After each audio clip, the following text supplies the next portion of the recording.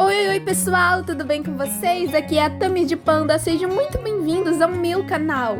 Hoje nós vamos falar sobre um assunto meio polêmico, o porquê que o meu traço é daquele jeito tão estranho, tipo, ele é 3D, mas ao mesmo tempo ele é um mangá. Enfim pessoal, sejam muito bem-vindos e venham me acompanhar.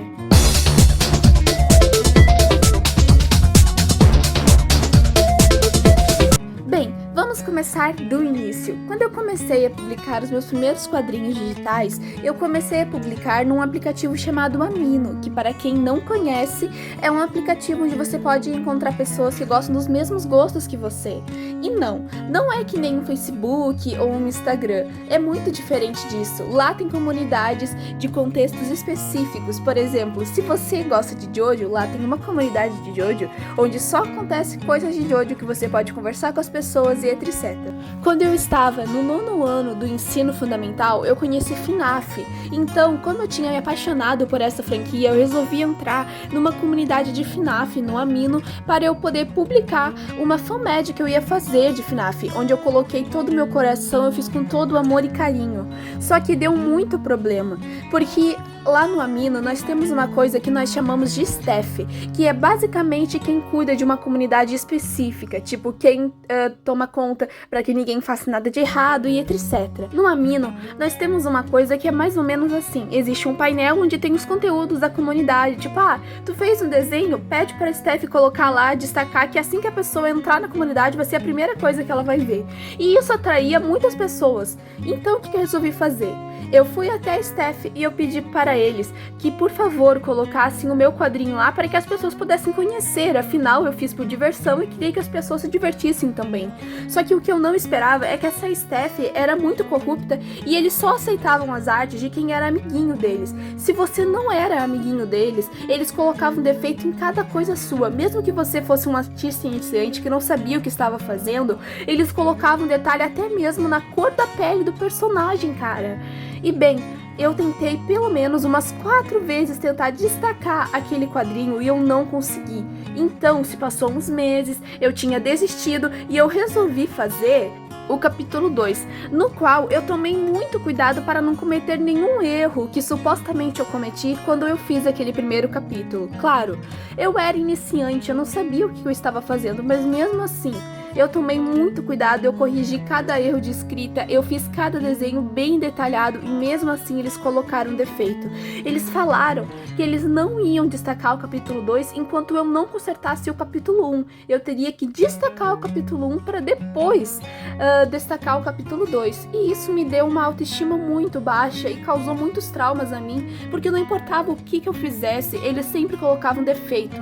Eu até tentei fazer outra fanmade, dessa vez de Jojo. Eu fiz ao todo 3 fanmade, mas eu estava com a autoestima muito baixa, porque eu fiquei com aquele trauma na cabeça, então toda vez que eu desenhava um quadrinho, eu ficava assim pensando, nossa, isso tá tão preguiçoso, eles nunca vão aceitar isso, esse traço de mangá é tão simples, é só preto e branco. Então eu comecei a ficar muito agoniada e eu decidi que eu ia fazer no estilo 3D para ninguém colocar defeito e porque mesmo assim eu ainda estava me sentindo muito insegura e traumatizada, sabe, gente? Eu até tentei continuar a fanmade de FNAF, mas não deu muito certo, porque eu tinha decidido que eu ia parar de fazer ela como uma comic e eu ia fazer ela como um mangá. Sim, eu ia trocar no meio dos capítulos. E aí eu tinha feito lá tudo em branco, tudo bonitinho, mas não deu muito certo porque eu fiquei com muito medo de postar e acabarem me julgando por causa da minha arte. Eu até fiz uma capa incrível só pra mostrar, assim, sabe, como é que ia ser a história, mas não deu muito certo. Quando eu criei Andória, eu estava um pouco irritada e frustrada, porque eu tinha lido a Bíblia e eu fiquei tão indignada com o povo de Israel que eu resolvi criar um mangá só por causa disso. Bem, o roteiro de Andória demorou cerca de 1 ano para ficar pronto, isso porque toda vez que ele estava pronto eu ia lá e eu refazia ele do zero, tudo de novo, porque eu não estava satisfeita, sabe? E bem, depois de 1 ano inteiro tentando escrever o roteiro de Andória, eu finalmente consegui passar para a parte de desenhar.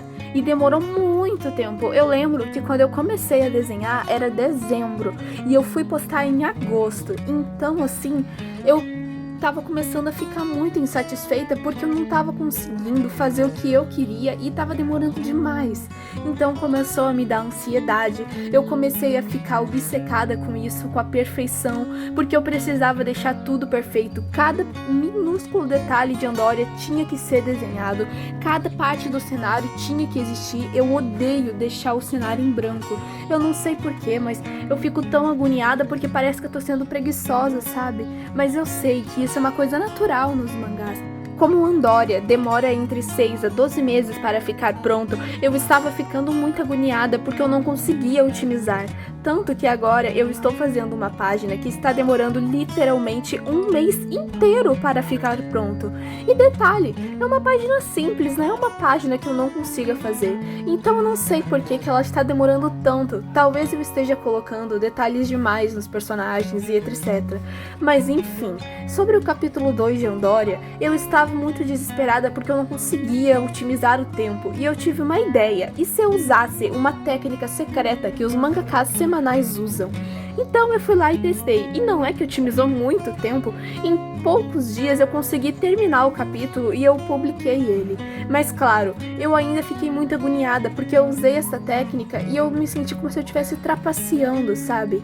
Porque para desenhar a água eu não sabia, então eu fui lá e usei a técnica para otimizar e fazer a água automática. E bem, eu acho que eu vou tentar treinar para ver se eu consigo melhorar isso, porque eu ainda sou um pouco perfeccionista, na verdade eu sou muito perfeccionista, pessoal. Mas retomando o assunto, pessoal, por causa de todas essas críticas e esses haters que eu levei, eu acabei ficando com um pouco de trauma, e isso fez com que eu transformasse o meu traço em algo mais 3D, o que não é o que eu quero. Eu quero mudar o meu traço para algo mais estilo japonês, sabe? Mangá de verdade, não algo assim tão 3D, porque isso demora demais. Eu sei, é bonito, eu confesso que eu acho muito bonito, mas isso não é o adequado para a minha carreira, pessoal. Demora demais para ficar pronto e eu sei que eu acabo perdendo leitores por causa dessa demora tão grande. E eu sei que talvez o meu roteiro não seja da melhor qualidade possível.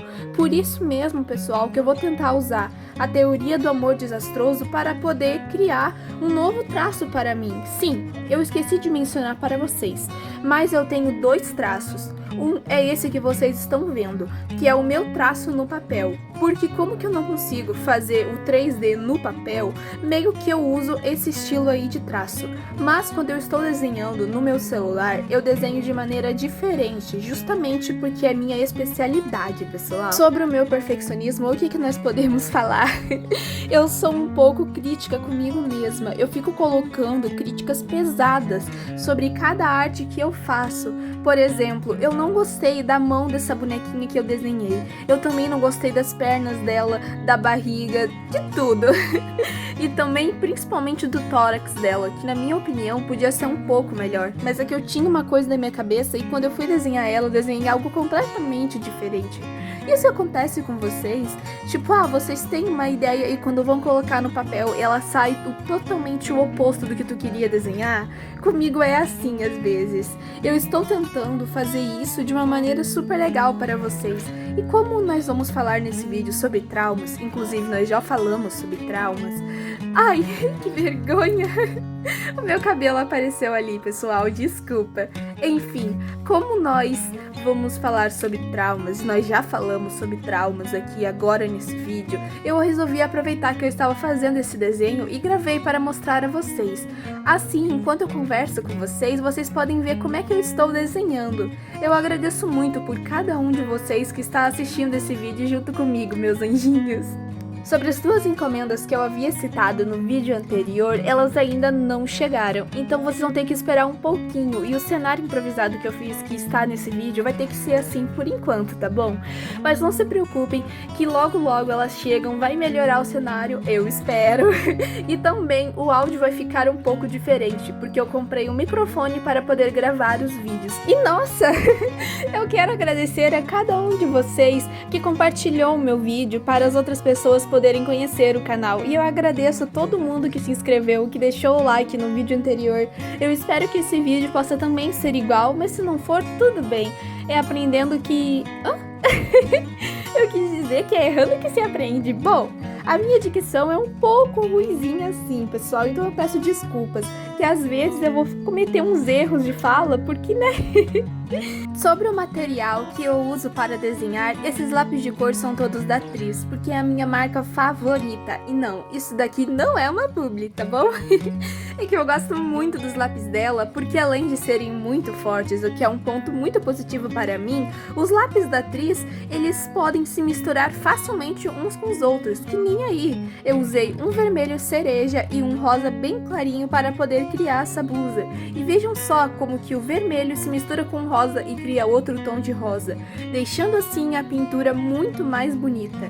Ah, sim, quando eu fui desenhar a bermuda, meio que acabou acontecendo um erro, porque eu queria fazer uma bermuda jeans meio clara, sabe? Só que eu tive a brilhante ideia de usar preto, cara. Eu fiquei muito feliz quando eu soube que vocês gostaram do meu vídeo. Eu realmente pensei que não ia ser tanta gente assim que ia assistir.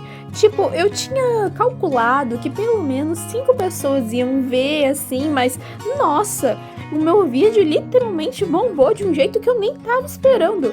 Ele até superou o número de pessoas que leram o meu mangá. E eu fiquei tipo, nossa! Eu estou muito surpresa com isso e eu espero que vocês possam se divertir com esse vídeo também. Ele ficou um pouco longo sim, porque além de eu ter desenhado essa bonequinha, eu resolvi pintar ela, não queria deixar ela branca pra vocês. E bom, foi até legal porque eu consegui treinar, né?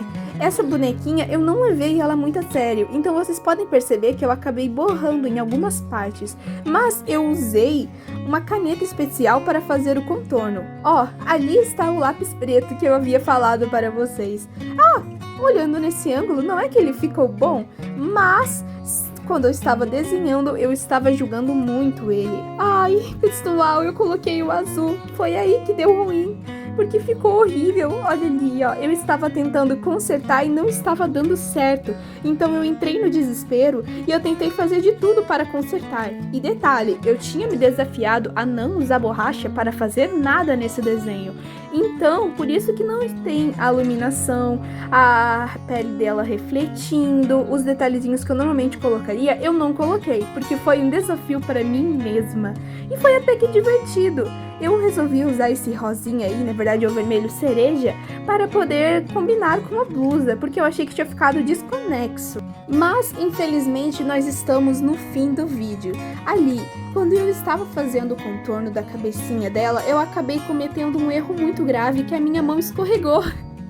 E aí eu tive que consertar botando a minha assinatura em cima da cabecinha dela, o que é uma coisa que eu normalmente não faço. Eu coloco normalmente na lateral, sabe? Seguindo o ângulo que tá a bonequinha, e não em cima da cabeça. Foi a primeira vez que eu fiz isso. Eu meio que fiquei desconfortável quando eu fiz essa parte. Enfim, eu espero que esse vídeo tenha agradado vocês e por favor, caso vocês queiram, por favor, dê like, compartilhe e se inscrevam. Eu espero que nós possamos nos divertir juntos novamente. Aí está o resultado dessa arte. Não ficou bonitinha? Bom, não é o meu melhor desenho, mas pelo menos já é alguma coisa. Ai, esses olhinhos ficaram tão bonitinhos. Enfim, tchau pessoal, beijinho!